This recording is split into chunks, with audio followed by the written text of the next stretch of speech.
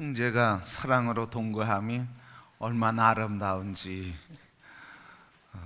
오늘 우리 사랑의 인사와 교제가 늘 넘치는 교회로, 또 사랑의 교제가 늘 깊게 이어지게 되기를 소원합니다.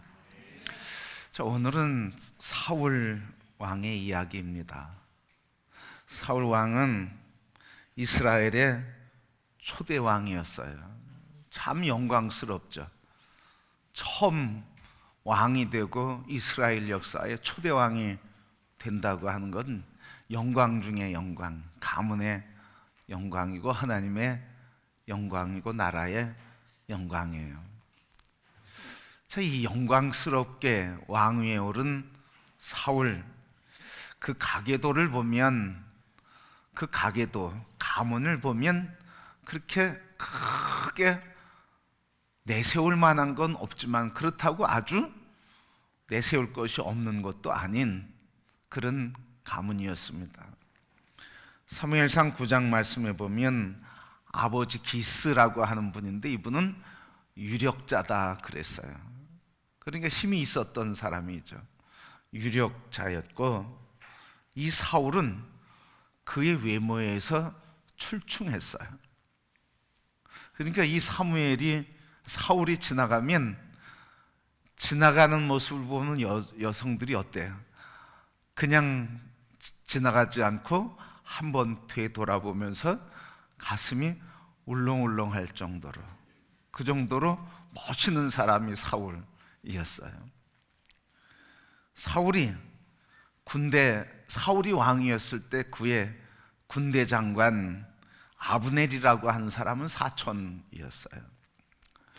그러니까 이 사울 왕의 가계도를 보면 뭐 그렇게 큰 인물은 없지만, 그러나 노예의 삶을 지나면서 사사의 시대를 지나면서 왕국의 시대로 접어들면서 이렇게 유력자였고 왕이 되었고 군대 장관이 되었다고 하는 것은 그 가문이 약하지만 않았다, 그래도 힘이 있는 가문이었다, 그렇게 얘기할 수 있을 것입니다.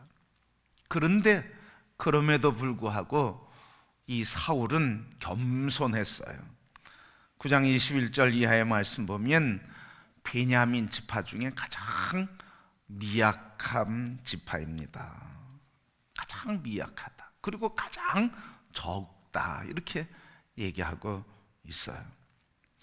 그래서 오늘 이 사울의 가문, 그렇게 내세울 것이 있는 건 아니었지만 그렇다고 내세울 것이 없는 것도 아니었던 그러면서도 좀 힘이 있었던 가문에 사울은 겸손했다, 그 말이죠.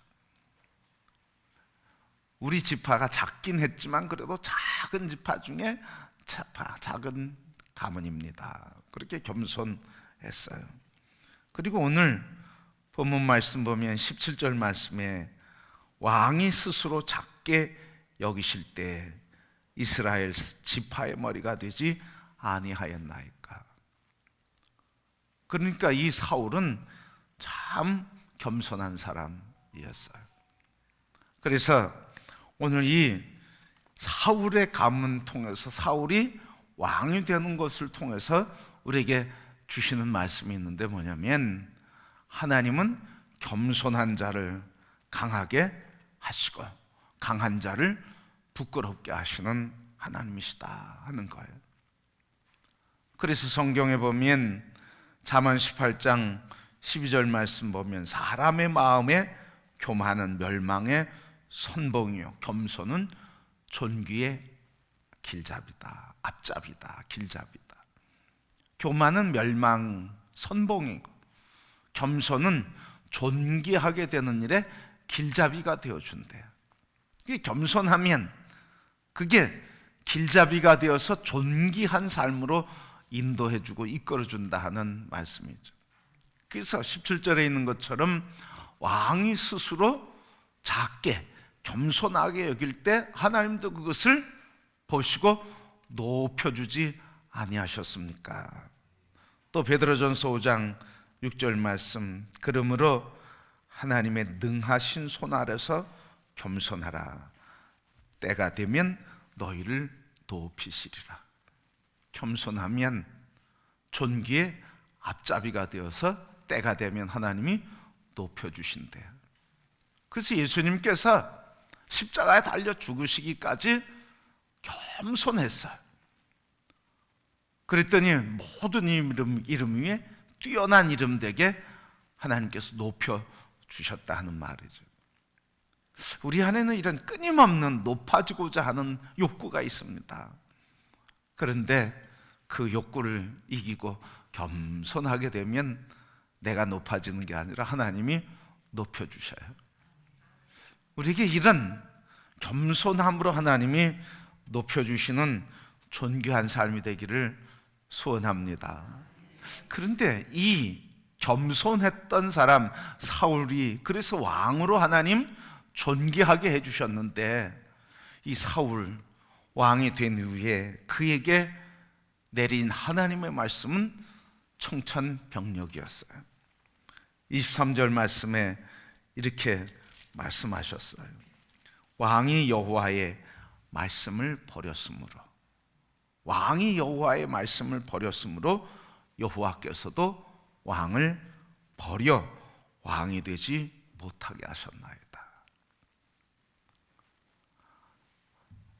왕이 되어서 존귀하게 됐는데 그 왕위에 오른 그 다음에 사울은 와르르 무너졌다는 거예요. 정상에 오르긴 했는데 정상에서 급격하게 무너지는 몰락의 삶을 살았다는 거죠. 그래서 하나님께서 왕으로 여기지 않으시고 왕이 되지 못하게 하셨다고 하는 이 말씀 위에, 말씀 뒤에 사울은 왕이 40년 동안 있는 그 기간 동안에 왕위의 삶은 참 고역이었어요. 평생 뭐 하러 다니다 끝났습니까? 다윗 잡으러 다니다 끝났어요. 그렇게 왕위에서 불행한 왕의 삶을 살았다 하는 말씀이죠. 무엇이 있었기에 왜 사울은 이렇게 정상에 올라갔을 때 그렇게 무너져 내렸을까?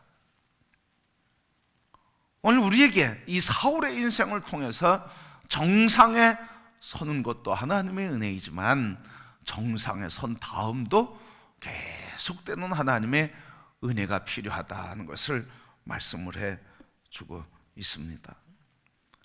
이 사울에게 어떤 일이 있었습니까? 오늘 그 내용이 본문의 말씀이에요. 사울의 인생의 전환점이 되는 삶의 이야기가 무엇이었는지 오늘 본문의 말씀인데, 하나님께서 아말렉과 전쟁을 해라 하면서 사울의 군대를 파견을 했습니다. 그런데 아말렉과 전쟁을 할 때 하나님은 다 살아있는 건 완전히 죽이라, 진멸이라고 그렇게 얘기했어요. 완전히 다 죽여라. 그래서 전쟁을 해서 아말렉 군대를 물리쳤는데 하나님 말씀에 따르지 않고 왕을, 아말렉 군대의 왕도 살리고 신하도 살리고 좋은 가축들도, 보기에 좋은 것도 다 잡아서 끌고 왔어요. 그래서 그 모습을 보고 오늘 하나님께서 이 사무엘을 통해서 이 사울 왕에게 하는 말씀이 오늘 본문의 말씀입니다. 뭐라고 하신 거예요? 아까 23절, 오늘 본문의 23절인 것처럼 당신이 하나님의 말씀을 청종하지 않았으므로, 당신이 하나님 말씀을 떠났으므로 하나님도 당신을 떠났고 왕이 되지 못하게 하셨습니다. 바로 여러분, 한 번 순종하지 않았는데 한 번 봐주면 어땠을까? 하나님 오늘 아주 전격적으로 말씀하시는 거예요. 청종하지 않았다, 내 말을 듣지 않았다. 그런데 이 사울이 뭐라고 그럽니까? 거기다 더 불을 붙여요. 아니, 이 좋은 재물 하나님 앞에 예배드리려고 갖고 온 겁니다, 이렇게 얘기하니까 하나님께서 더 그의 불순종에 대해서 지적하시는 거예요. 여러분, 우리가 이런 걸 잘 알아야 돼요. 누가 제사를 받기를 원하셨습니까?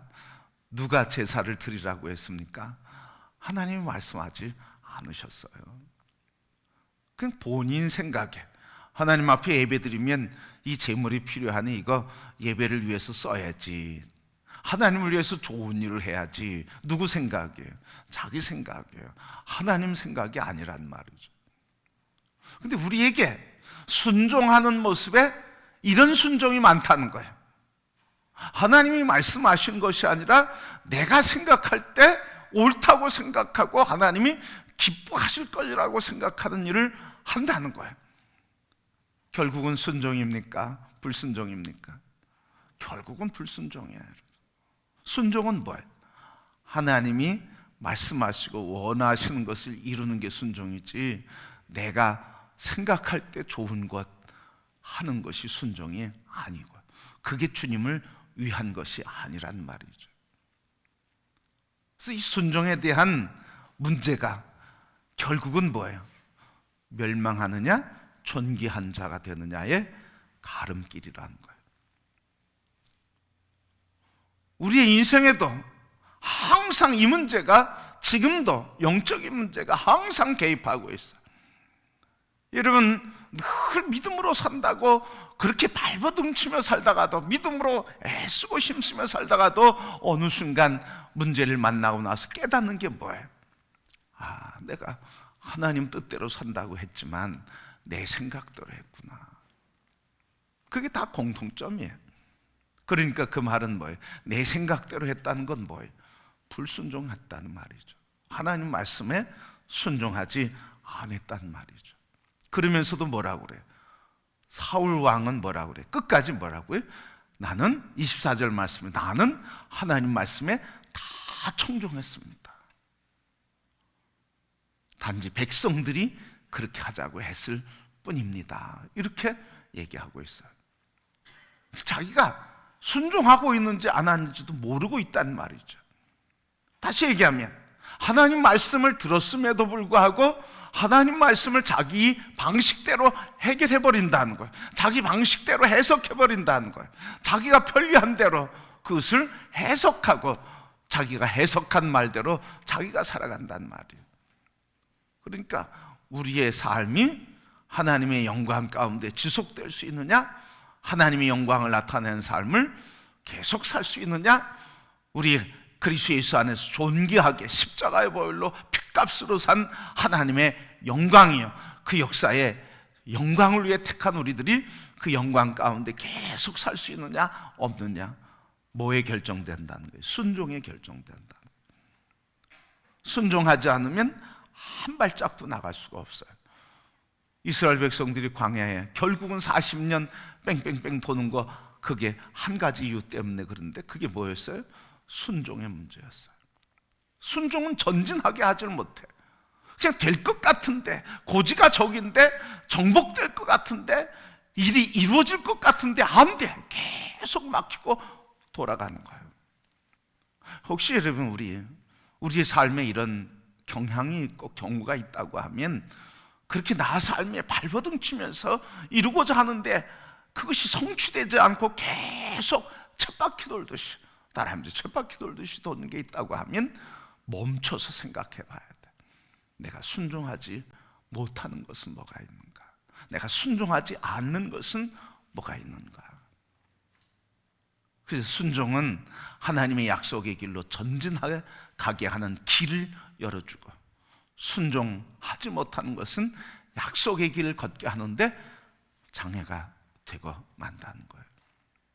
그런데 장애 정도가 되면 괜찮은데 장애를 넘지 못하게 된다는 거예요. 그래서 가나안 정복하는데 출애굽한 백성들이 약속의 땅은 정복하지 못하고 차지하지 못하고 죽은 사람들의 이유는 뭐예요? 하나예요. 가나안 땅 정탐하고 돌아와서 보고할 때 하나님은 주시겠다고 하는 언약을 믿고 그 말씀대로 순종하지 않은 사람들은 다 1세대들은 광야에서 죽었어요. 여러분, 바로 오늘 하나님이 약속의 땅 가냐 못 가냐 이거는 순종이야.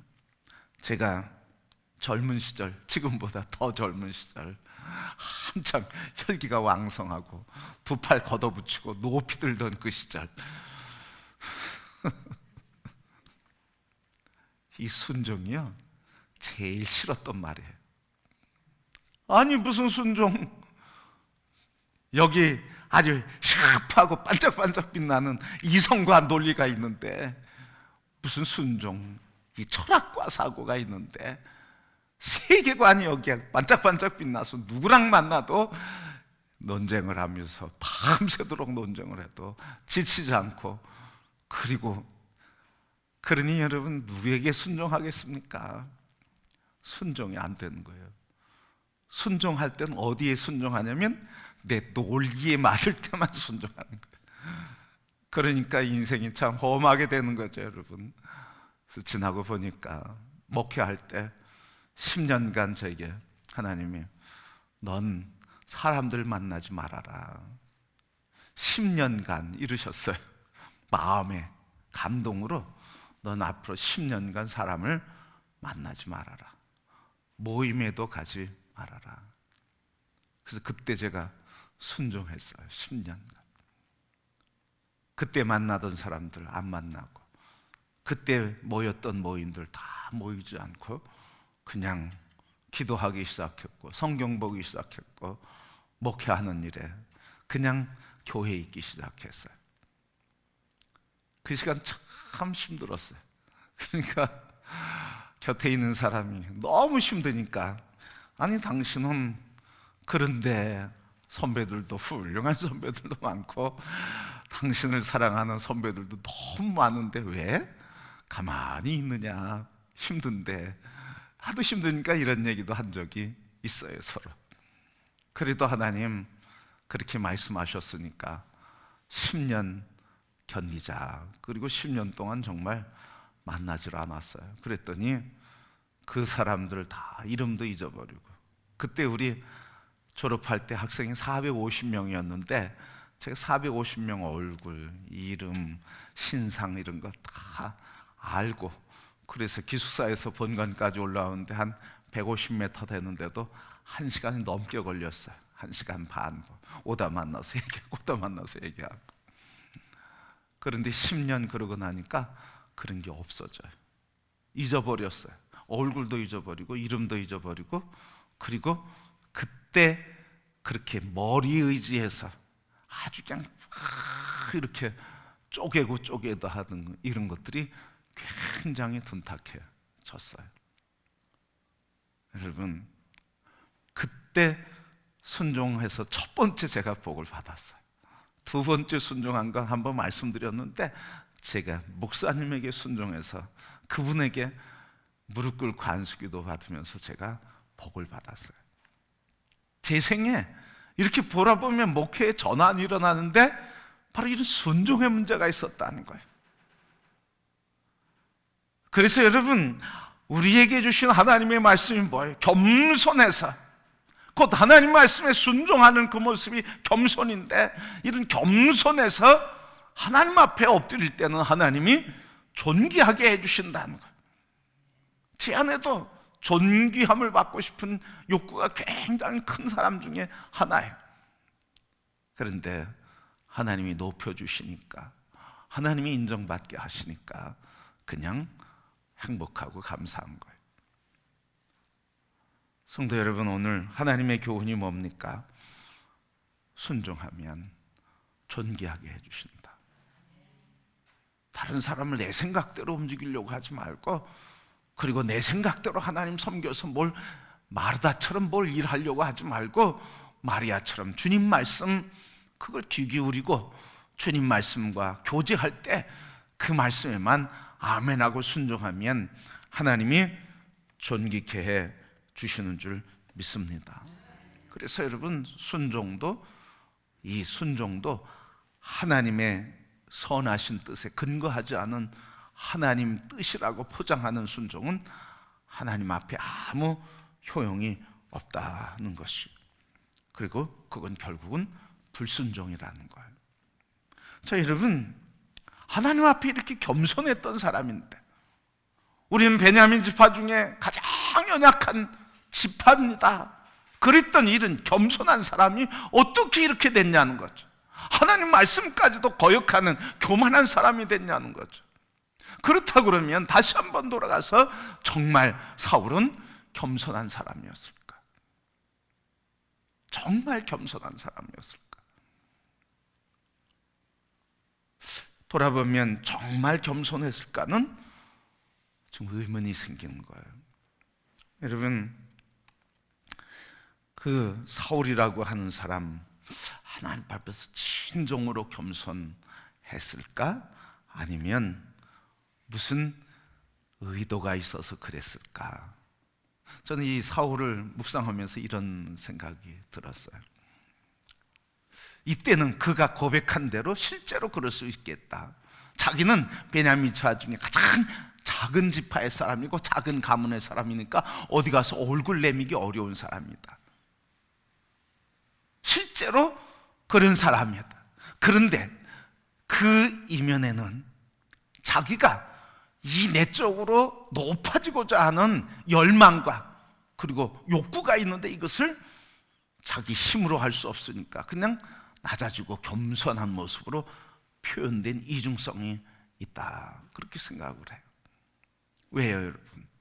네가 왕이 되었을 때 나타나는 모습을 보면 알아요.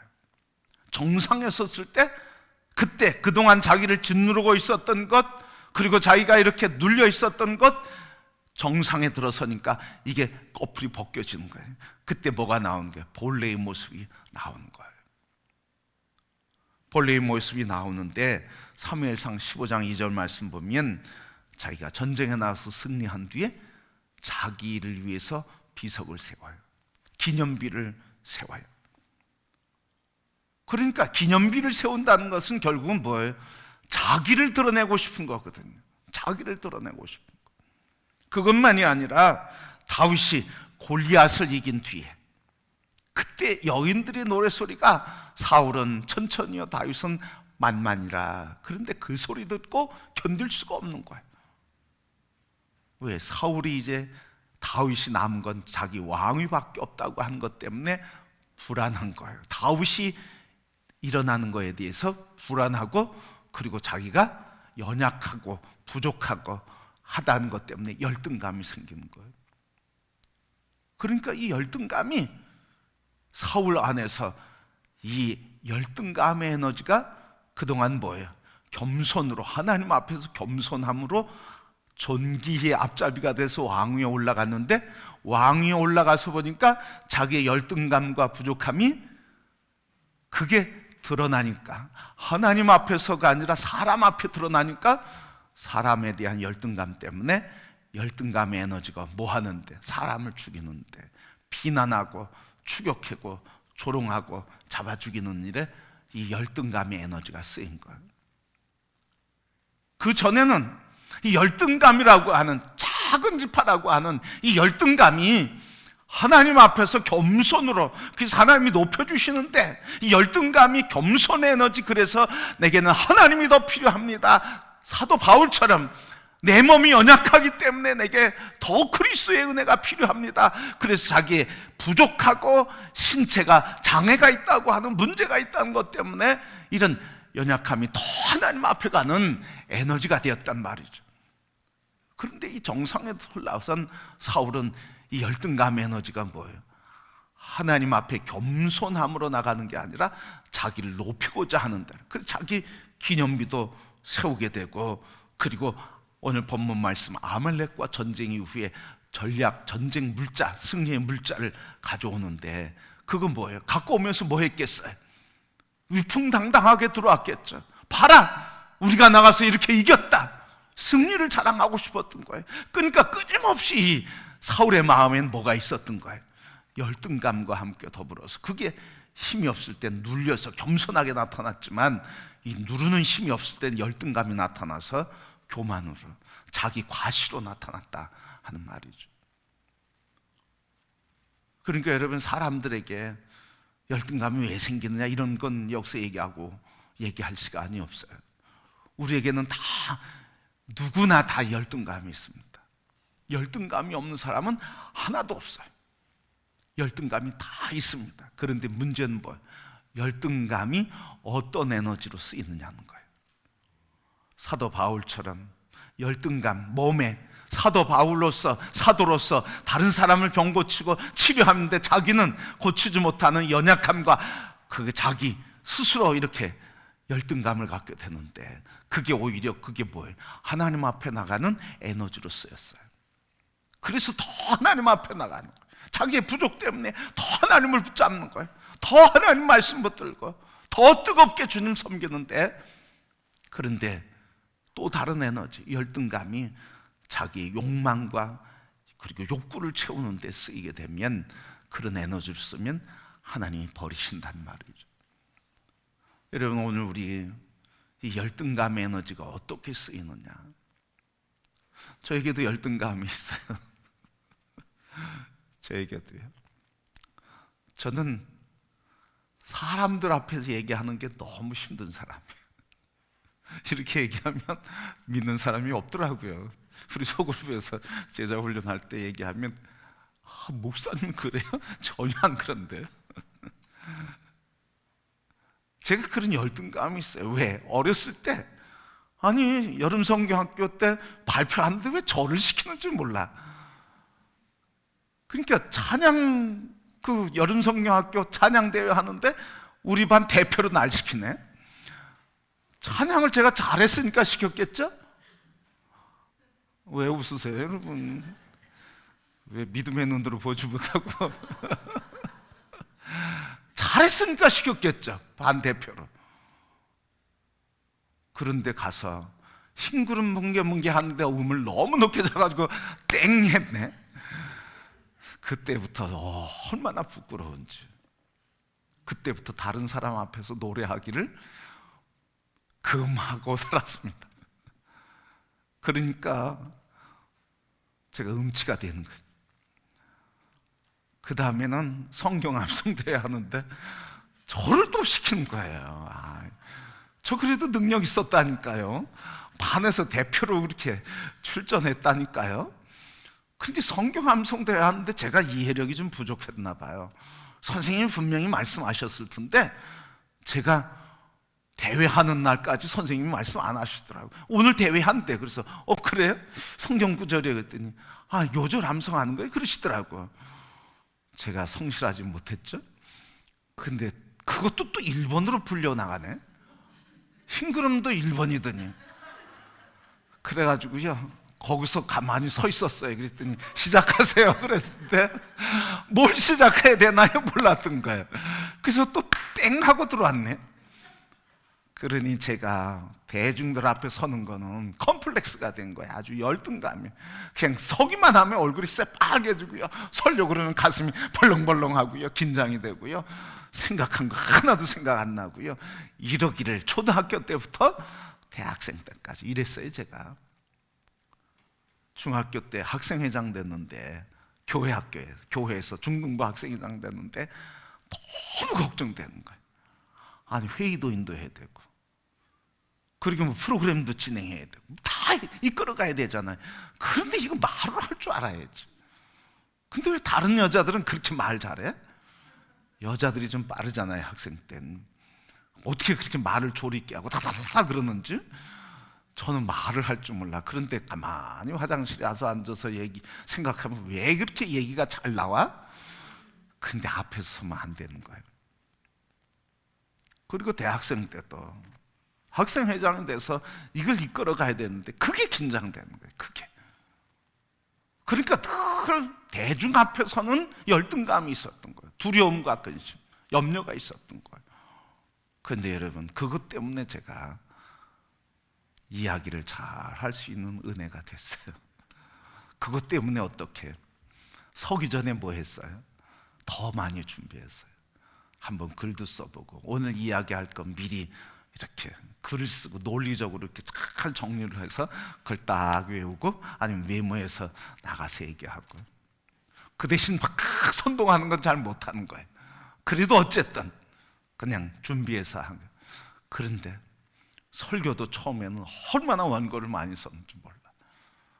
그러다 보니까 그 다음에 하나님이 주시는 거예요. 그냥 모든 사람이 다 열등감이 있다. 근데 그 열등감이 어떻게 쓰이는지 그게 문제일 뿐이다. 그런 생각을 하고 그런 깨달음을 가진 뒤에 또 주님이 나를 사랑하시는 그 사랑, 내가 너를 그냥 사랑해, 내가 널 말 잘해서 사랑한 거 아니야. 이 말씀이 얼마나 위로가 되는지요. 내가 너 말 잘한다고 목사 되게 한 거 아니야. 내가 너 말 잘한다고 설교하게 한 거 아니야. 그냥 난 너 자체가 좋아. 나는 너 존재를 사랑해. 너는 날 닮았어. 그러니 염려하지 말고 나만 믿어라. 그리고 내가 생각나게 하면 얘기해라. 설교 시간에 그래서 원고에 집중해서 설교하다가 눈 한 번 마주치고 있다 눈 한 번 마주치고 마치 병아리 새끼 물 한 모금 먹고 하늘 쳐다보듯이 그렇게 설교하다가 그런 말씀을 받고 그 다음부터는 설교 원고를 안 보기 시작했어요. 내가 하나님이 그렇게 말씀하셨는데 내가 너에게 할 말을 주겠다고 말씀하셨는데 일단 말하자. 그렇지만 원고는 다 썼어요. 다 설교 준비했어요. 그 대신 원고를 안 봤어. 그리고 나서 첫 마디, 하나님이 여러분을 사랑하십니다. 그러면 그 다음에 뭘 말할지 모르겠어. 그런데 그 말이 끝나는 순간 또 생각이 나. 그 생각나는 말을 하면서 또 생각이 나. 그래서 설교하면서 내가 은혜가 되는 거예요. 야, 정말 그냥 입술 열어서 툭 던지고 나니까 그 다음 하나님이 말씀을 주시는 거예요. 생각나게 하시는 거예요. 그래서 말씀을 전하고, 그래서 회의를 이끌어가고, 그래서 사람들을 이렇게 만나서 교제하면서 이야기하게 됐어요. 문제는 뭐예요, 여러분? 우리 안에 있는 열등감이 하나님의 전능하심에 무엇을 말할까요? 무엇을 이야기할까 걱정하지 말라고 하는 말씀에 나를 순종시켜서 그냥 하실 말씀이 있으면 저에게 생각나게 하시고 하실 말씀이 없으면 그냥 침묵하겠습니다. 그래서 설교 시간에 한번 그랬어요. 제가 생각나지 않으면 그냥 침묵하겠습니다. 하나님 말씀 주실 때까지. 그런데 한 번도 그런 적이 없어요. 다 말씀 주셨어요. 여러분, 그러니까 우리 안에 열등감이 있는데 열등감이 누구에게 붙들리느냐? 하나님께 붙들리니까. 그래서 하나님 붙잡을 때 열등감 때문에 하나님께 더 가까이, 열등감 때문에 더 설교를 조직적으로 체계적으로 잘 준비하려고 그러고, 그렇게 성경도 많이 또 연구하고 또 성경을 해석하는 것도 많이 더 공부하게 되고, 그래서 더 묵상하게 되고, 이렇게 하다 보니까 그냥 설교하게 되는데 하나님이 영광 받으시는 일들을 이루게 해주셨어요. 그래서 목사니까 그렇지만, 목사니까 그렇게 했지만, 저희가 아울리치를 갔어요. 아울리치를 갔는데, 그러니까 이렇게 다른 지역으로 가서 전도하는 거예요. 그냥 어디로 갈지도 모르는 거예요. 그냥 우리끼리 그 그룹끼리 기도하고 어디로 가자 이렇게 서로 기도하다가 합의가 되면 그쪽으로 가는 거예요. 어느 집에 거할지도 몰라요. 가면서 어디에 거할까, 가는 길에 차 안에서 같이 기도하는 거예요. 그래서 내려서 어디 갈까 그래서 결정해서 거기 가는 거예요. 그러면 거기 가서 자고. 그런데 첫날 밤 예배를 드리는데 우리 장로님이 리더가 됐는데, 제가 섬김으로 갔는데 장로님이 성경을 쭉 읽으시더라고요. 읽으시더니 하시는 말씀이 뭐냐면, 오늘은 우리 한광수 섬김이가 설교해 주시겠습니다. 깜짝 놀랐잖아요. 그런데 여러분, 그때 제가 은혜를 많이 받았어요. 성경을 읽고 나서 조장이 장로님인데, 장로님이 나보고 설교하라는데 목사가 또 설교 안 한다고 그러면 또 그렇잖아요. 그래서 네, 그랬어요. 뭐 제가 목사가 아니라 그냥 헬퍼로 갔으니까 네, 그랬어요. 네, 장로님. 그리고 성경을 읽고 딱 펼치는 순간 설교할 것들이 쫙 이렇게 들어오는 거예요. 놀라운 경험을 한 거예요. 아니, 목사가 있는데 장로가 설교하겠다고 성경 봉독했으면 자기가 설교해야지 왜 목사한테 시켜? 뭐 이런 생각할 수 있는데 왜 얘기도 사전에 하지 않고 설교를 하라고 그래? 이렇게 얘기할 수 있죠. 그런데 네, 장로님, 그랬더니 하나님 설교거리를 이렇게 주시는 거예요. 그때 하나 순종하면 하나님이 쓰신다는 거예요. 여러분, 우리에겐 다 연약함이 있어요. 사울에게도 이런 연약함이 있었어요. 겸손함 그 밑바탕에는 높아지고자 하는 욕망, 그래서 어디든 가든 기념비를 세웠고, 그리고 전쟁에서 이기면 그냥 하나님 말씀 순종하는 것보다는 그렇게 개선 장군으로서 멋지게 등장하고 싶었고, 그랬던 사람이, 그런 사람이 하나님 앞에서 에너지가 자기 영광으로 쓰일 때는 그때 하나님께서 기뻐하지 않으시지만 그 에너지가 하나님 더 겸손하게 쓰이는, 나 부족하기 때문에 주님 필요합니다, 그렇게 고백할 때 하나님이 더 영광 받으시고 높여 주시는 줄 믿습니다. 그래서 여러분, 열등감은 어떤 직분을 가졌다고 없어지는 게 아니에요. 어떤 성공했다고 없어지는 게 아니에요. 여러분, 열등감은요 그렇게 없어지는 게 아니에요. 내가 연약하고 부족하고 그렇게 열등감 덩어리지만 그래도 하나님이 나를 사랑하시고 날 기뻐하신다고 하니 하나님의 사랑, 하나님의 품에 내가 안기는 경험을 할 때, 내 모습 이대로 사랑하신다고 하는 그리스도 예수의 사랑을 경험할 때, 그때 우리가 하나님이 우리에게 주시는 새로운 인생의 길이 열리는 줄 믿습니다. 그래서 열등감 때문에 막 살아나려고 발버둥 쳤던 사람들은 그 열등감이 하나님 붙들고 에너지가 더 힘있고 건강하게 주 영광을 위해 크게 쓰임받는 역사가 일어나는가 하면, 열등감 때문에 위치에 있던, 그래서 성격이 온순하고 조용했던 사람은 또 하나님 붙들고 조용하게 또 주님의 일을 하는 아름다운 삶을 살게 주시는 줄 믿습니다. 그러게 여러분, 오늘 우리 이 사울 정상에 섰을 때 무너진 인생인데 왜 내면에 이런 열등감의 에너지가 하나님에 붙들려서, 그래서 하나님 찾을 때는 하나님 영광을 위해서 하나님이 높여주시는 일을 했는데, 그게 하나님께 붙들리는 게 아니라 자기 욕망에, 야망에 붙들릴 때는 하나님께서 왕위에서 내쫓으면서 내가 왕의 역할을 하지 못하리라, 그렇게 버림받는 아픔을 경험하게 됩니다. 우리 모든 성도 여러분, 우리에게 열등감이나 부족함이 있다고 하는 게 문제가 아니라 그런 부족함의 에너지가 하나님의 영광을 바라보며 붙들릴 때는 존귀하게 쓰임받지만, 사람의 야망과 요기심, 이기심과 욕망에 붙들리면 하나님은 기뻐하지 않으시고 오히려 더 고통의 삶을 살 수밖에 없다고 하는 것을 기억하시고, 우리를 그 모습 그대로 사랑하시는 하나님, 우리 주 예수 그리스도 안에서 하나님의 사랑을 늘 구하셔서 사울과 같이, 사도 바울과 같이 내가 연약하기 때문에 더 주님 앞에 갑니다 하는 겸손함으로 주의 말씀만을 붙들고 순종의 길에서 하나님이 높여주시는 존귀한 삶이 되기를 주님의 이름으로 축복합니다.